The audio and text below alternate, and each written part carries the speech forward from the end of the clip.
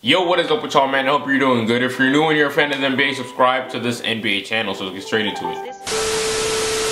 So today we're here talking about the pros and the cons of Isaiah Thomas's return. So basically, so far into this season, the Cavs have been without a point guard. And earlier on into this season, if you remember, the Cavs started out real rough because of the amount of new bodies they have in that locker room. And ever since they went through that rough patch, they figured it out. And they've been much better offensively, and also in the defensive side too, they've been playing some defense. And now they have a record of 24-12, which puts them at 3rd place in the Eastern Conference.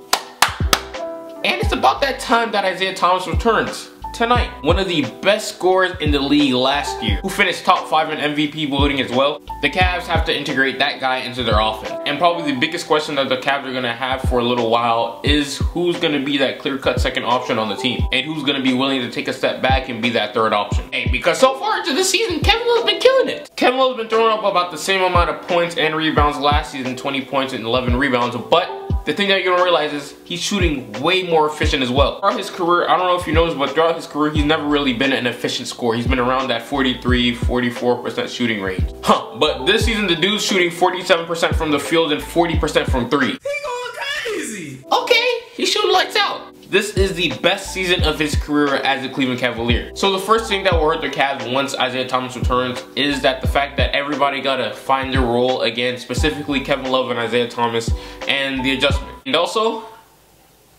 that defense is gonna suck. Y'all think I'm lying? Look, I swear to God, on everything I love. They're gonna take a huge hit on that side. Because let's keep it real.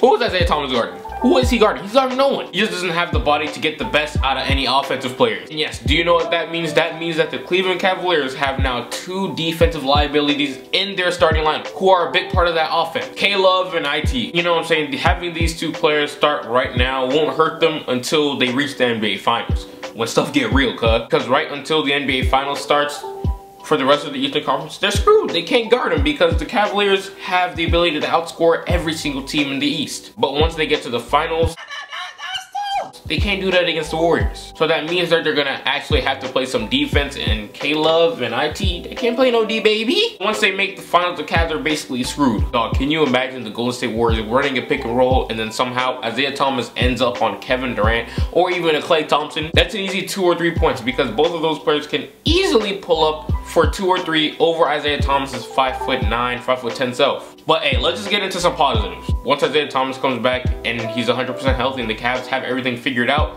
I believe the Cavs have a very, very high chance of having the #1 seed in the East, because no team in the Eastern Conference is not touching the Cavs offensively. And also, since they will have Isaiah Thomas back, that means LeBron can take more of a rest on the bench, and he won't have to put the Cleveland Cavaliers on his back every single night, because Isaiah Thomas has an ability to carry a legit NBA offense. So to come to a conclusion, overall, Isaiah Thomas coming back to the Cavaliers is a good thing. In my opinion, if the Cavs want any chance to beat the Warriors, they're gonna need to have Isaiah Thomas back to 100%. And yeah, man, at this point, the Cavs offense is legit now, unstoppable, now that Isaiah Thomas is back. Because look what the Cavs starting lineup is going to consist of now. Isaiah Thomas, J.R. Smith, LeBron, Jay Crowder, and then also Kevin Love at the 4 and 5. All 5 of those can shoot the 3 ball. You know, Jay Crowder's been struggling a little bit, but I'm sure he'll get back up there sooner or later. But did my TV turn off? Oh, okay.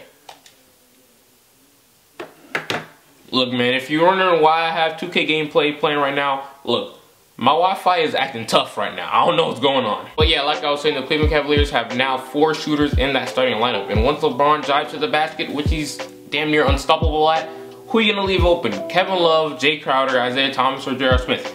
All 4 of those guys are good 3-point shooters. So the Eastern Conference is screwed. Now, since Isaiah Thomas is back, that most likely means that Jose Calderon gotta go, baby. He gotta hit the hay, alright? He's out of the lineup. So Isaiah Thomas is there on the court alongside of LeBron, J.R. Smith, Jay Crowder. I believe that everybody's efficiency on the team should go up, especially Jay Crowder and J.R. Smith, because those two have been heavily struggling so far this season. You know what I'm saying? The amount of lineups that the Cleveland Cavaliers can run is just ridiculous, because got D-Wade, Jeff Green, Kyle Korver, Tristan Thompson, you know, Jay Crowder. They got so many wings. And it'd be interesting to see if Isaiah Thomas can play alongside D-Wade, because their play style pretty much fit each other perfectly, because D-Wade, he's not much of a true shooter, and Isaiah Thomas, he's a sharpshooter. So it's going to be real interesting to see that as well.